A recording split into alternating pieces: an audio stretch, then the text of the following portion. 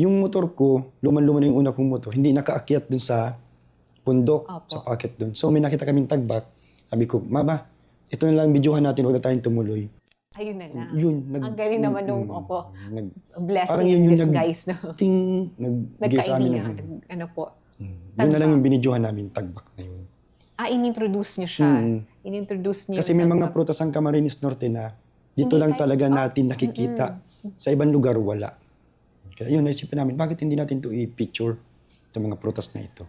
So doon, sir, kumbaga yung flow ng contents mo is more on, yun yung Nung una. umpisa namin, mga fruits, mga kakaibang prutas na karaniwan hindi kinakain ng tao.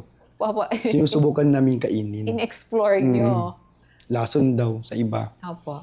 Yung tulad ng tibig, yung ginagawa namin dating gulong ng korokotsehan ng trak-trakan. Pag gumagawa. Kinain namin yun.